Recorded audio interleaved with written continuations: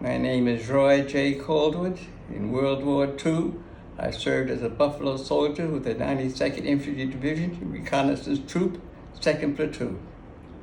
I was drafted, took basic training in New Jersey.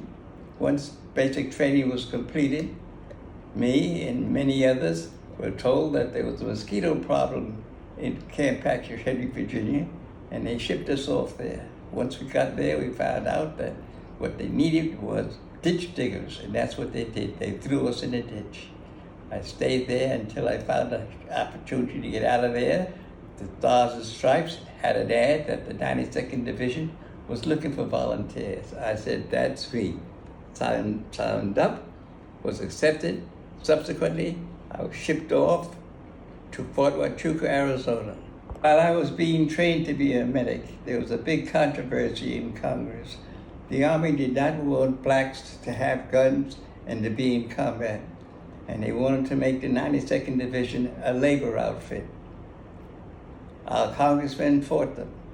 They came to a compromise. They said that they would allow one of our regiments to go into combat and see how they did. And that's what happened. We assigned our 370 regiment to be the one to go into combat in Italy. They went and they did an excellent job. The result was they gave permission. Permission was granted for the rest of the division to go to Italy and be in combat. After I arrived in Naples, Italy, I didn't stay there very long. I moved on to Viareggio, where the Army major doctor in charge of the clinic assigned me as a medic to the 92nd Infantry Division Reconnaissance Troop, 2nd Platoon. The Germans were losing the war. Mussolini, he was captured and butchered. We continued to move, continued to follow the last, which was probably the last batch of Germans. Eventually they stopped moving. They found what they were looking for. They wanted someplace where they could make their last stand, where they could kill as many of their enemy as they possibly could. And they were very successful at that. So successful that it became a killing field. If you dared to venture across there, you could possibly be killed or wounded or killed. It became known as Purple Heart Stretch. Late one afternoon, Roy and his platoon pulled into an Italian village. It was their custom to set up a headquarters in one of the Italian homes and 2 outposts. In this occasion, the captain gave very strict orders to the lieutenant. No one would be allowed to leave their homes. None of the villagers could leave their homes under any circumstances. So the lieutenant gathered the villagers together and gave them those orders. One of the village leaders stood up and pleaded. He pleaded 3 times, "Please, we are starving. We must go to town to get some food, please." As Roy was off to the side and heard the conversation, he figured, how could he help this situation? It had been the custom quite often where he'd make a recommendation to his lieutenant, and the lieutenant would say yes. Roy rose his hand and said, "Lieutenant, since I speak the most Italian among the soldiers here, let me escort the women into town. I'll monitor their conversations and make sure that they give out no information whatsoever about the whereabouts of our platoon." And right away, 2 other soldiers rose their hands and volunteered and say, I'll go with him." The lieutenant said, "Yes, okay." Bright and early the next morning, the women arrived with their baskets to go walking into town. Roy and the volunteers let the women lead the way and left a good distance between the women and them to make sure that there was safety in case they were spotted by anyone, and to hopefully not have the women harmed whatsoever. As they walked along, Roy looked up and realized, we are walking on Purple Heart Stretch. These women have us walking on Purple Heart Stretch. We can't turn back now. We know that right up above in the mountains, the Germans are looking down on us with their spy glasses. They can see us. We're just as good as dead. Anyone on Purple Heart Stretch was either seriously wounded or killed. That was even if they were in a jeep, let alone walking. All Roy could do was keep his head up high and keep walking and hope that the Germans would realize that they were on a humanitarian mission and not kill them. As they reached into the town, all of the shops were closed. The lights were off, the shelves were bare, there was no food. They had no choice but to turn around and walk back. Unbeknownst to Roy and his crew, the Germans had sent a fact-finding team into the village to try to understand why are these American soldiers committing suicide? What is going on?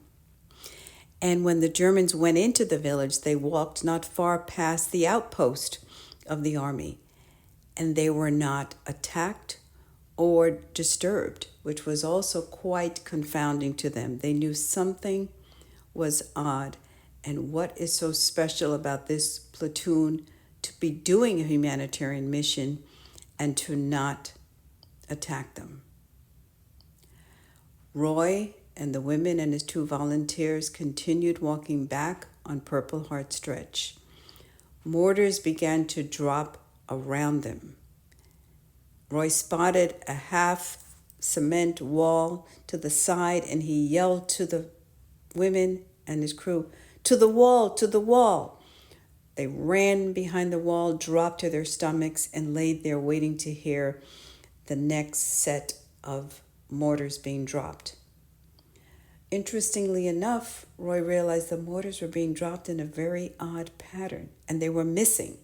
Quite unusual for the Germans to ever miss their target. Roy decided he had to come out from the wall and take a chance. If he was right in his assessment that the Germans were not going to kill him, he would live. If he was wrong, it would be over.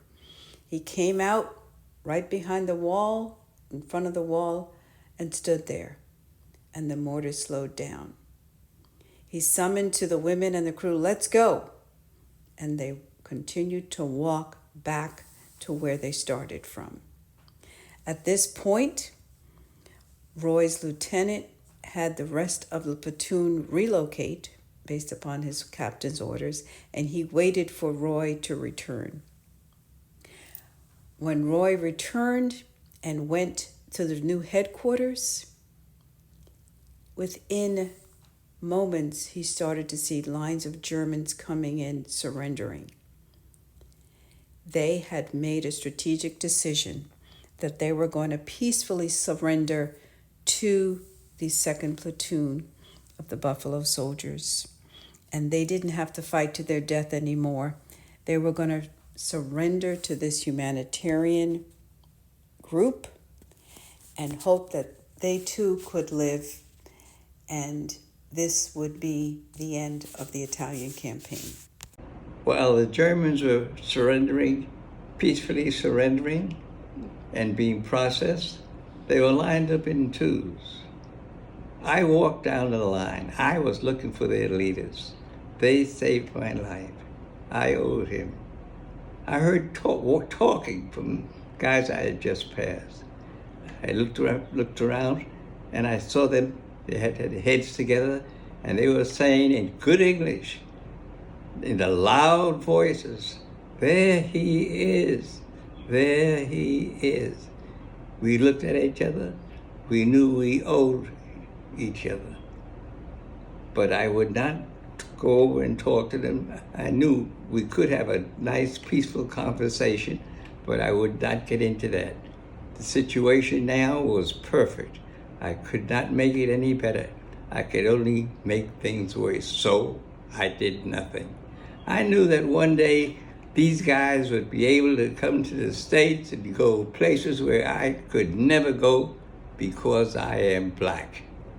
About a day later, after we were told that the Italian campaign had come to an end, we were told to get in our truck and start rolling. I don't know where we were going. I don't know if it was all of us.